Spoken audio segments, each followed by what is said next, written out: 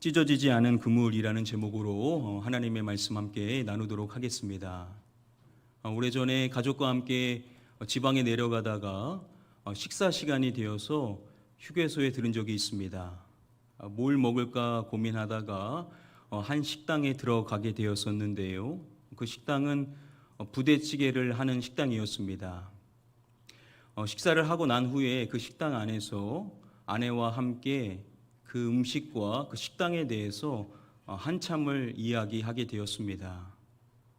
그리고 이야기를 맺을 때 이 식당이 잘 됐으면 좋겠다라는 이야기를 하게 되었습니다. 우리 성도님이 운영하는 식당이 아님에도 불구하고 그 식당이 잘 되기를 바라는 마음을 갖게 되었었던 것입니다.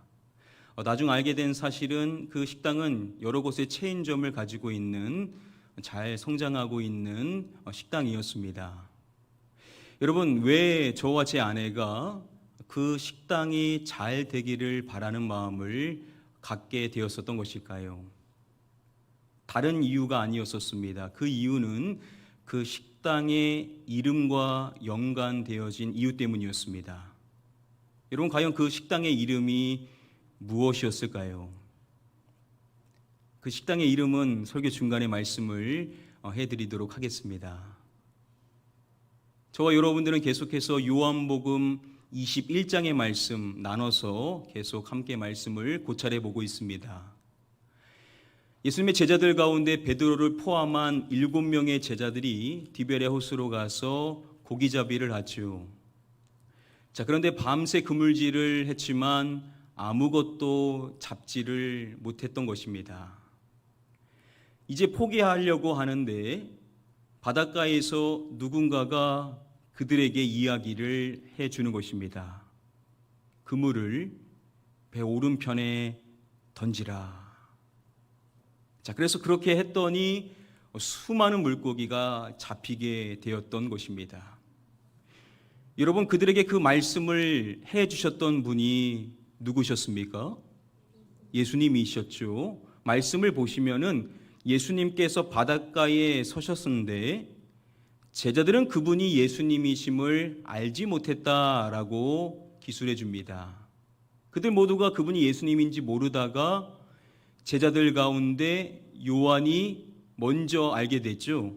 그래서 베드로에게 주님이시라라고 이야기를 했고 그 말을 들은 베드로 역시도 바로 그분이 누구신지를 알게 된 겁니다. 이렇게 해서 그들이 육지에 오므로 예수님을 다시금 만나게 되는 것인데요. 육지에 왔었을 때 생각지 못했었던 숯불 위에 생선과 떡이 있는 것을 보게 되죠. 예수님이 친히 그들을 위하여서 아침 식사를 준비해 주셨던 것입니다. 그리고 예수님께서는 그들에게 떡과 생선을 나눠 주시게 됩니다.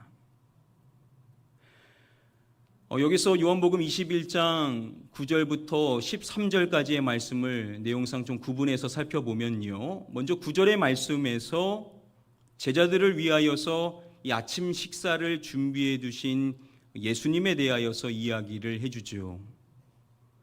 그리고 12절과 13절에서 보면 제자들에게 그 준비한 음식을 나눠주시는 예수님에 대하여서 이야기를 해줍니다.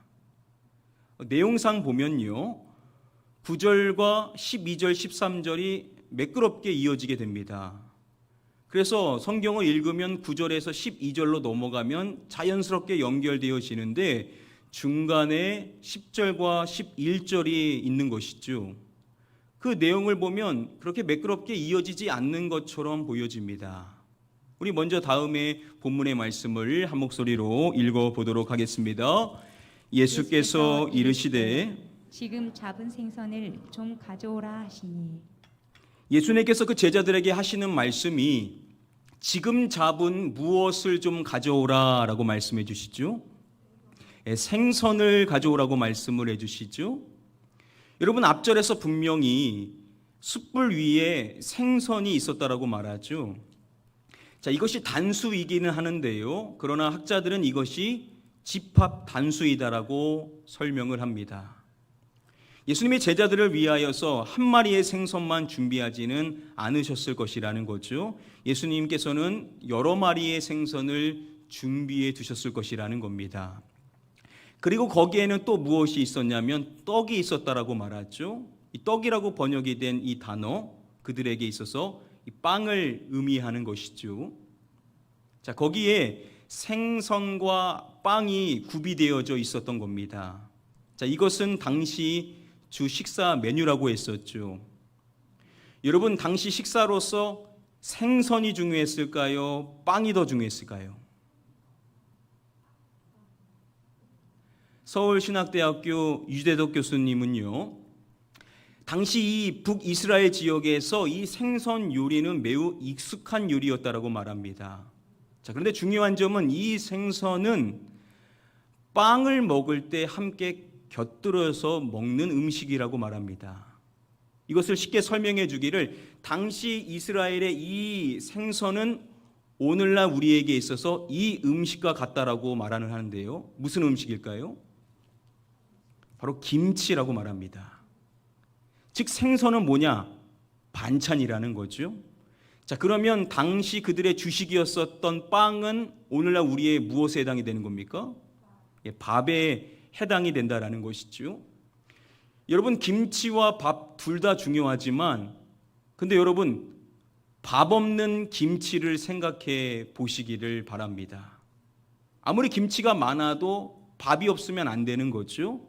자, 그런 의미에 있어서 생선만큼 더 중요한 것이 있었다라고 한다면 그것은 빵이었었을 것이라는 겁니다. 여러분, 예수님께서 빵과 생선을 준비해 두셨고, 나중 말씀이 말하기를 예수님이 빵과 그리고 생선을 그들에게 주셨다라고 말하는 점을 봤었을 때, 애초에 예수님이 그들을 위해서 준비해 주셨던 빵과 생선은 충분했었을 것이라는 것을 유추해 볼 수가 있다는 겁니다. 자, 그런데 예수님께서 그들에게 하시는 말씀이 생선을 가져오라 라고 말씀을 해 주신다라는 것이죠. 이렇게 하시는 데에는 분명한 이유가 있었을 것이라는 겁니다. 이어지는 말씀을 보시면은 베드로가 그물을 육지에 끌어올렸다라고 말씀해 줍니다. 그리고 말하기를 가득히 찬 큰 물고기가 있었다라고 말하는데요. 정확하게 기술하기를 가득히 찬 큰 물고기가 몇 마리라라고 말씀해 주죠. 153마리라고 기록해 주고 있습니다. 서두에 말씀드렸었던 그 식당의 이름이 무엇이냐면 153 포인트였습니다. 여러분, 왜 식당 이름에 153이라는 숫자를 붙였던 것일까요? 그 대표자의 인터뷰에서 이야기했었던 내용을 보니까요, 이렇게 이야기를 했습니다. 153이라는 상호명은 성경에 나오는 153마리의 물고기에서 착안했습니다 라고 이야기를 했습니다. 바로 오늘 본문의 말씀이 말하고 있는 요한복음 21장의 이 말씀에서 153이라는 숫자를 붙이게 되었다는 겁니다. 여러분, 이보다 우리에게 더 익숙한 대한민국 볼펜 중에서 가장 많이 판매된, 그래서 소위 국민 볼펜이라고 불릴 수 있는 2013년도 기준으로 36억 자루가 팔렸다라고 합니다. 바로 이 볼펜이죠. 모나미 이 볼펜의 이름이 무엇입니까? 바로 153이죠. 이 역시도 오늘 본문인 요한복음 21장 11절에 그 말씀에서 따오게 된 것입니다. 사람들이 이 153이라는 숫자를 매우 좋아합니다. 자, 그런데 우리가 1차적으로 먼저 생각해 봐야 될 것은, 당시 어부들은요, 이 물고기를 분배하기 위하여서 그 숫자를 꼭 셌었다라고 합니다. 그러면 여기서 말하는 이 숫자는 실제의 숫자라는 것이겠죠. 뭐가 153이었냐면 물고기가 153이었다라는 겁니다. 자, 분명히 생선이 충분히 준비되어져 있음에도 불구하고 예수님께서 생선을 가져오라고 했었고, 제자들 가운데 누가 그 생선이 담긴 그물을 끌어올렸다라고 했었습니까? 베드로가 그 일을 했었다라고 말씀은 기술해 주죠. 기억하실 것입니다. 어부였었던 베드로를 예수님께서 부르셨을 때 그에게 무슨 말씀을 해 주셨냐면, 이제부터는 너가 무엇을 낚을 것이다 라고 말씀을 해 주셨습니다. 뭘 낚을 것이라고 말씀해 주셨습니까? 사람을 낚을 것에 대하여서 말씀을 해 주셨죠. 예수님은 그를 사람을 낚는 어부로 부르셨었던 것입니다. 여러분, 분명히 생선이 충분히 구비되어져 있음에도 불구하고 그 생선을 가져오라고 하셨고, 베드로가 그 생선이 담긴 그물을 끌어올렸음을 말하는 이 말씀, 요한복음 21장의 이 말씀은 베드로를 다시금 소명으로 부르시는 내용으로 이어지게 되죠. 그런 점에서 봤었을 때 이 사건은 분명히 사람을 낚는 자로 그를 부르셨다는 것에 대한 것을 상기시키는 내용일 것이라는 겁니다.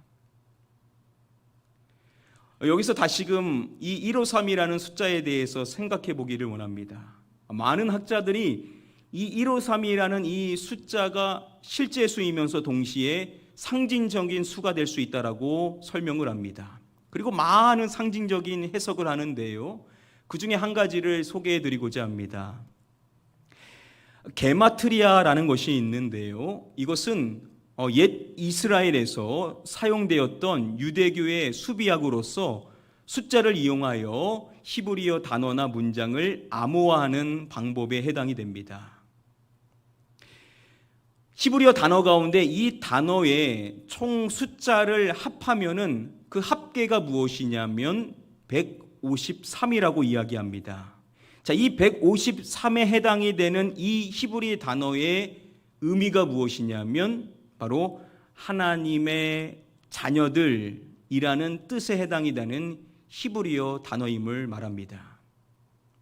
자, 그래서 일부 학자들은요, 오늘 본문이 말하고 있는 물고기 153마리가 의미하는 것이 무엇이냐, 그 상징의 의미 가운데 하나는 바로 하나님의 자녀들을 의미한다라고 해석하는 사람들이 있습니다.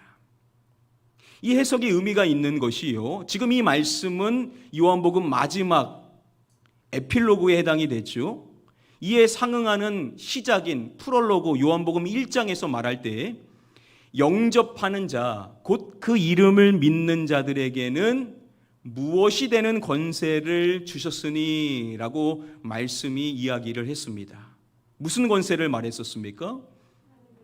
하나님의 자녀가 되는 권세를 이야기했었죠. 예수 그리스도를 믿는 저와 여러분들은 하나님의 자녀가 되게 된 것입니다. 자, 그런데 요한복음 21장에 마지막에 가서 말하고 있는 것이 무엇이냐? 그 물고기 153마리는 하나님의 자녀가 된 모든 사람들을 총칭한다라고 이야기를 하는 것입니다. 중요한 것은 이어지는 말씀의 내용입니다. 이어서 말하기를 뭐라고 말하냐면, 이같이 많으나 그물이 무엇하지 아니하였더라 라는 사실에 대하여서 강조해 줍니다. 그물이 뭐하지 않았다라고 말합니까? 찢어지지 아니하였음에 대하여서 이야기를 해줍니다.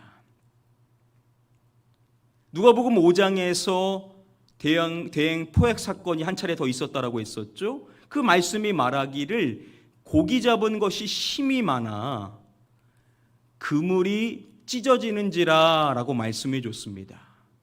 물고기가 많아서 그물이 찢어지게 되었다라고 이야기를 하는 것인데요, 오늘 본문의 말씀이 말하는 내용은 물고기가 많았음에도 불구하고 그물이 찢어지지를 않았다라는 겁니다. 중요한 점은 이것은 뭘 말하는 것이냐면 물고기 153마리, 즉 하나님의 자녀들을 총칭한다라는 겁니다. 자, 그러면 하나님의 자녀들이 있는 그 그물은 끊어지지 않는다라는 것은 하나님의 자녀들인 저와 여러분들은 그 그물에서 벗어난다는 겁니까? 벗어나지 않는다라는 겁니까? 벗어나지를 않는다라는 것이죠.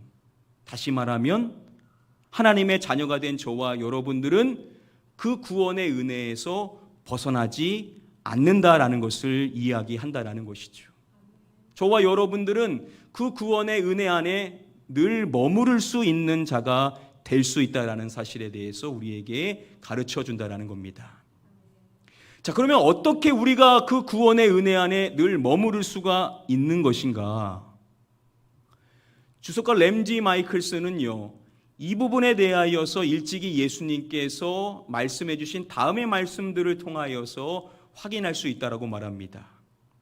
예수님이 요한복음 6장의 말씀에서 말하기를 내게 주신 자 중에 내가 하나도 잃어버리지 아니함에 대해서 말씀을 해 주셨습니다.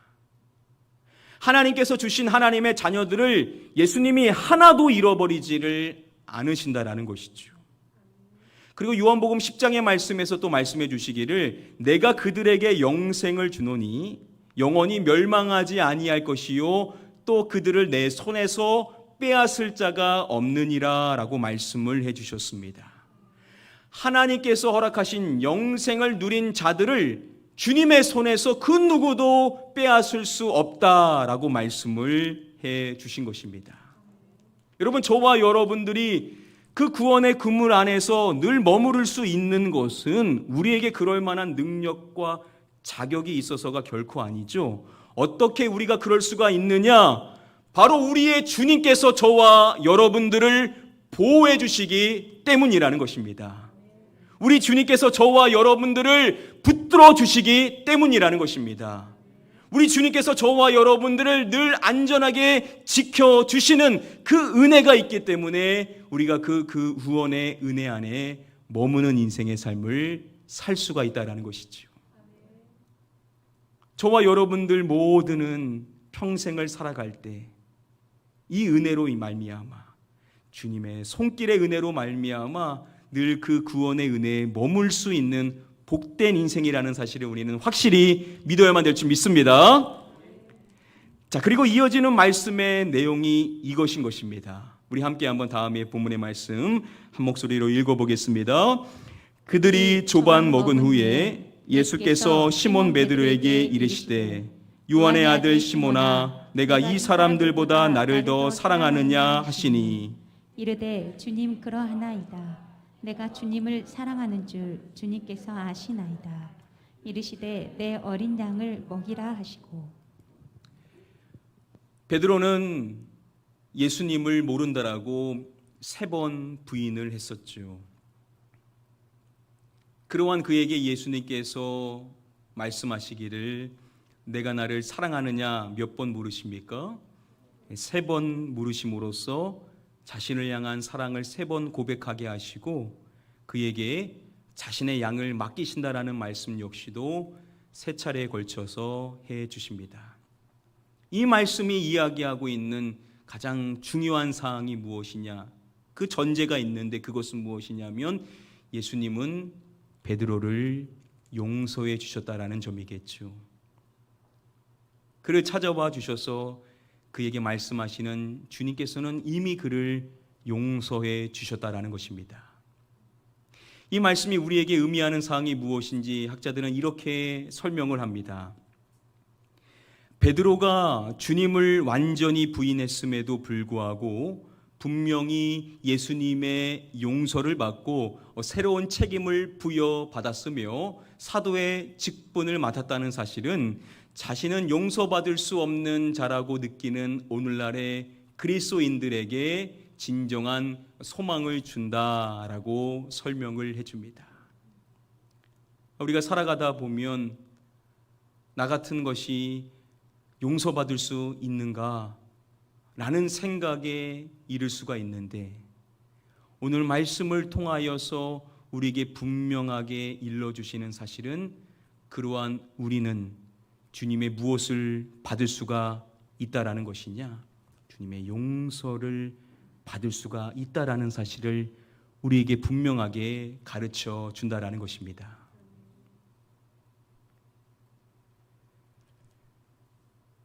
마태복음 18장의 말씀에 보시면은 베드로와 예수님께서 이러한 대화를 하신 적이 있습니다. 베드로가 예수님께 묻습니다. 주여, 형제가 내게 죄를 범하면 몇 번이나 용서하여 주리이까? 7번까지 하오리이까?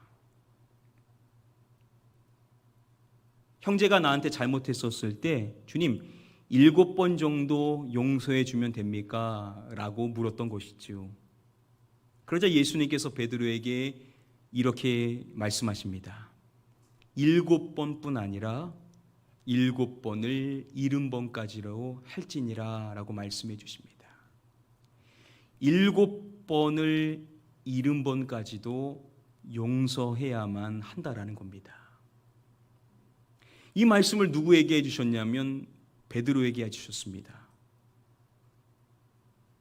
우리가 용서해 줄 때 7번을 70번까지도 용서해 줘야 된다라고 말씀해 주셨던 그 주님께서 오늘 베드로를 용서해 주시는 말씀이 나오는데, 그러면 그 주님께서는 그를 어떻게 용서해 주시겠냐라는 것이죠.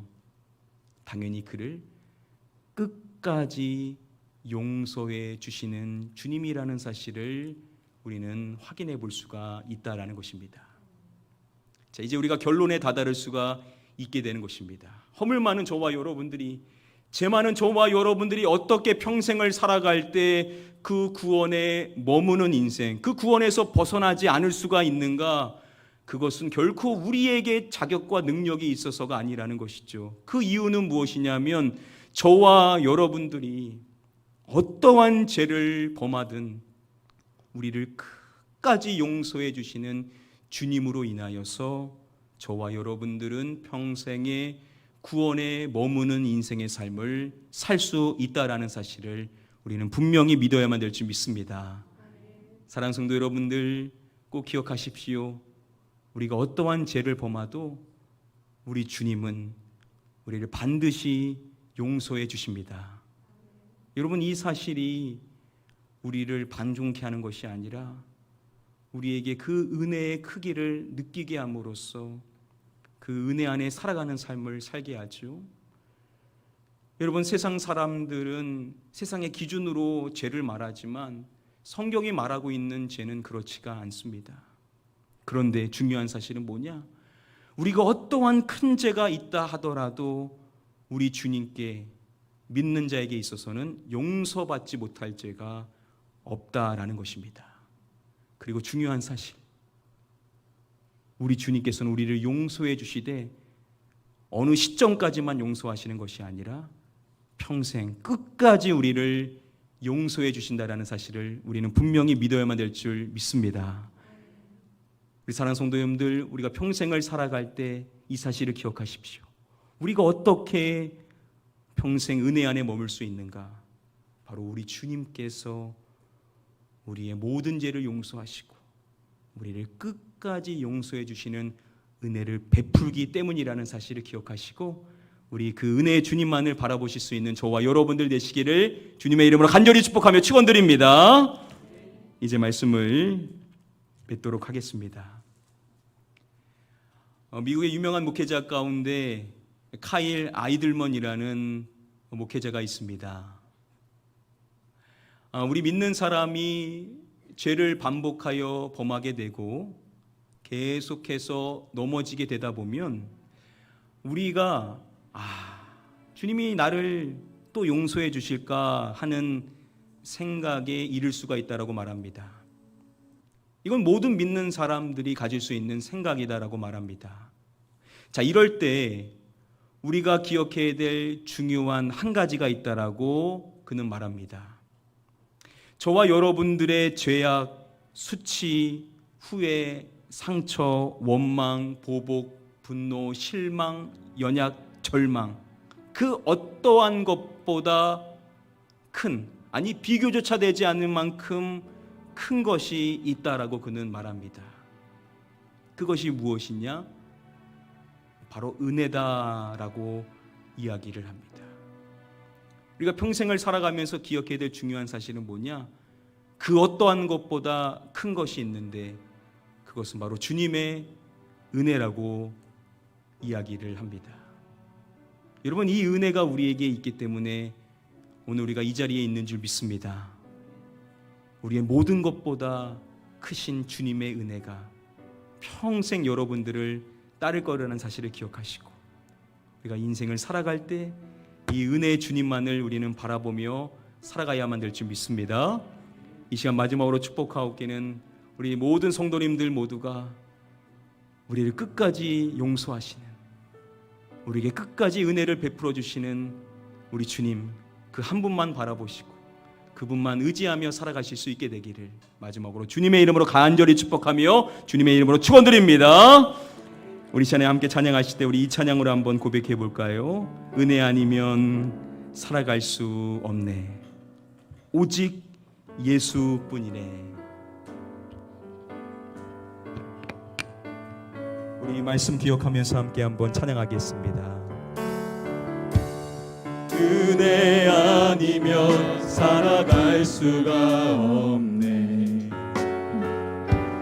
호흡마저도 다 주의 것이니 세상 평안과 위로 내게 없어도 예수, 오직 예수뿐. 다시 한번 은혜 아니면 살아갈 수 없네. 은혜 아니면 살아갈 수가 없네. 호흡마저도 다 주의 것이니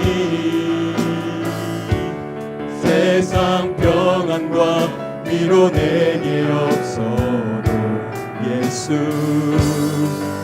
오직 예수뿐이네. 그 신계에 다 볼 수도 없고 작은 고난에 지쳐도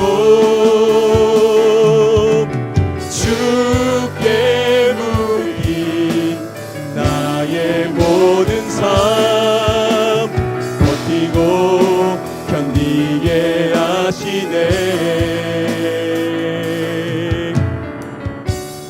은혜 아니면 살아갈 수가 없네.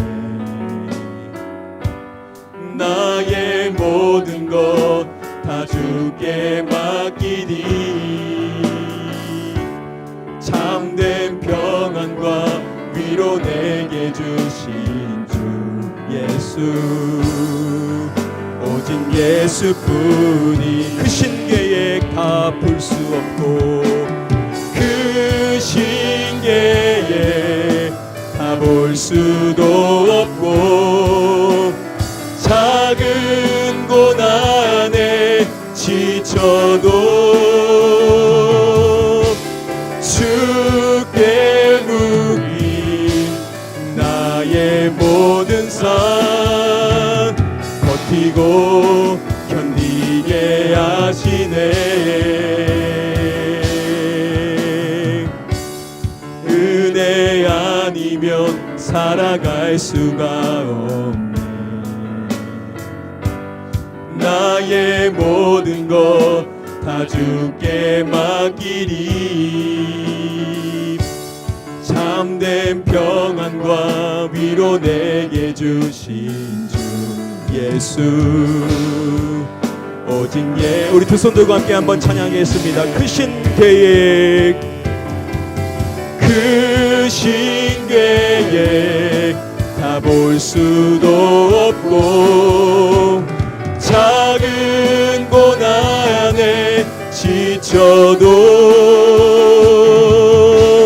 주께 묶인 나의 모든 삶 버티고 견디. 다시 한번 고백하겠습니다. 크신 계획, 크신 계획 다 볼 수도 없고 작은 고난에 지쳐도 주께 묶인 나의 모든 삶 버티고 견디게 하시네. 은혜 아니면 살아갈 수가 없네. 나의 모든 것 다 주께 맡기니 참된 평안과 위로 내게 주신 주 예수, 오직 예수뿐. 우리 목소리로 한번 고백하겠습니다. 은혜 아니면 살아갈 수가 없네. 나의 모든 것 다 주께 맡기리. 참된 평안과 위로 내게 주신 주 예수. 오직 우리 마지막으로 다시 한번 여러분들의 목소리로만 고백하겠습니다. 은혜 아니면 살아갈 수가 없네. 나의 모든 것 다 주께 맡기니. 참된 평안과 위로 내게 주신 주 예수.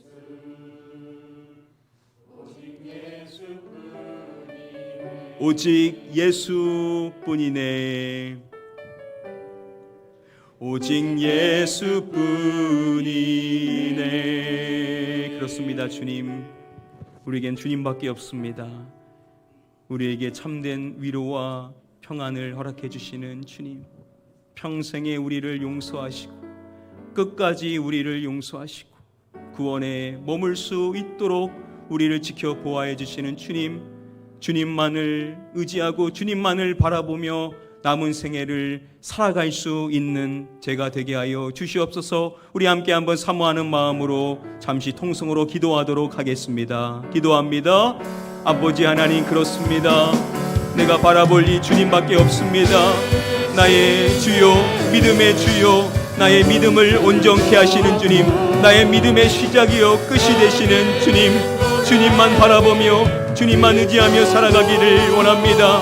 베드로를 용서하시고 우리 모두를 용서하시고 끝까지 우리를 용서해 주시는 주님, 우리가 구원의 은혜 안에 머물 수 있는 것은 우리가 거룩해서가 아니요 우리를 끝까지 용서해 주시는 주님의 은혜가 평생 우리를 따르기 때문임을 알게 하여 주셔서 평생 주님만 바라보며 주님만 의지하며 주님만 사모하며 살아갈 수 있는 자가 되기를 원합니다. 세상 것 바라보지 않게 하여 주시옵소서. 주님밖에 없음을 고백하며 주님만 바라보며 주님 한 분을 위하여 살아갈 수 있는 인생이 되기를 원합니다. 그래서 베드로와 같이 나의 나된 것은 주님의 은혜임을, 내가 하는 모든 수고 내가 하는 것이 아님을 고백하며 주님의 은혜임을 고백하며 날마다 주님의 은혜만을 자랑할 수 있는 나의 생애가 될 수 있게 되기를 원합니다. 주여, 우리 모든 성도님들 모두가 이 은혜를 충만히 누리게 하여 주셔서 혹시 하나님, 내가 용서받지 못할 죄인이라고 실패한 나의 인생을 주님이 나를 버리실 것이라고 잘못된 생각에 빠져 있는 심령들이 있습니까? 주여, 그 영혼을 끝까지 붙들어 주시는 주님, 끝까지 용서해 주시는 주님, 모든 죄를 용서하시고 이미 용서하시고 우리를 사랑으로 보듬어 주시는 주님의 은혜를 다시금 체험할 수 있는 우리 모든 성도님들 되게 하여 주셔서 주님의 용서의 은혜 안에 다시금 심령이 회복되어질 수 있도록 인도하여 주시기를 원하며 기도합니다. 주님 안에 그 어떠한 자도 용서받지 못할 자는 없습니다. 그 어떠한 죄도 주님께 용서받지 못할 죄는 없습니다. 거듭되는 죄도 주님은 반드시 끝까지 용서해 주시는 주님을 믿사오나니, 주님이 자기의 사람을 사랑하시되 끝까지 사랑하시는 주님은 우리를 끝까지 용서해 주시는 주님이시라는 사실을 분명히 믿고 주님만 의지할 수 있는 자들 될 수 있게 하여 주셔서 주님의 그 은혜 안에 살아갈 수 있는 자들 다 될 수 있도록 인도해 주시기를 원하며 기도합니다. 주님만 의지하며 주님만 바라볼 수 있는 삶이 될 수 있도록 인도하여 주셔서 주님만 자랑할 수 있는 삶이 되기를 원하며 기도합니다. 그래서 인생의 어려움 속에서도 주님이 주신 위로로 일어설 수 있게 해주시옵시고, 하나님, 이 어려움의 시기를 주님의 은혜로 잘 일어서는 자가 되게 해주심으로 말미암아 주님의 은혜가 있었으므로 내가 살 수 있었음을, 내가 은혜 안에 머물러 있었음을 고백할 수 있는 자가 될 수 있도록 인도하여 주시기를 간절히 사모하며 기도합니다. 주님의 은혜만을 찬양하며 주님의 은혜만을 자랑할 수 있는 삶이 되게 하여 주셔서 온전히 주님만 자랑할 수 있는 복된 인생의 삶이 될 수 있도록 인도하여 주시기를 간절히 사모하며 기도합니다. 아버지 하나님,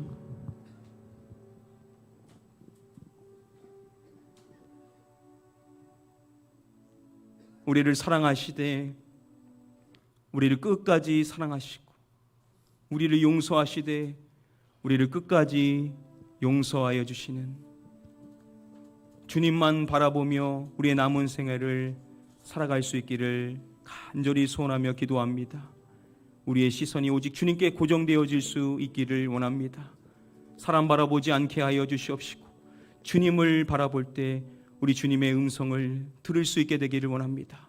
내가 너를 사랑하노라, 내가 너를 용서하노라, 내가 너를 끝까지 품고 구원의 은혜 안에 살아갈 수 있도록 너를 붙든다 말씀하시는 주님의 음성으로 인하여서 우리 모든 성도님들 모두가 위로와 소망을 얻을 수 있게 하여 주시옵소서. 이 어려움의 시기를 우리가 어떻게 이겨나가며 승리하는 삶을 살 수 있겠습니까? 우리에게는 힘이 없습니다. 주여, 우리에게는 그럴 만한 능력이 없습니다. 그러나 우리의 주님을 바라볼 때, 우리의 주님을 붙들며 살아갈 때 우리는 분명 믿음으로 어떠한 환경에서도 승리하는 삶을 사게 될 줄 믿습니다. 우리 모든 성도님들 모두가 은혜의 주님, 우리를 용서하시되 모든 죄를 용서하시고 끝까지 우리를 용서하여 주셔서 우리로 영원히 구원 안에 머물 수 있도록 인도해 주시는 주님, 그 한 분만을 사모하며 붙들며 의지하며 살아가게 하여 주시옵소서. 믿고 감사드리오며 이 모든 말씀 우리의 구원자가 되시는 예수 그리스도의 이름으로 기도드립니다. 아멘.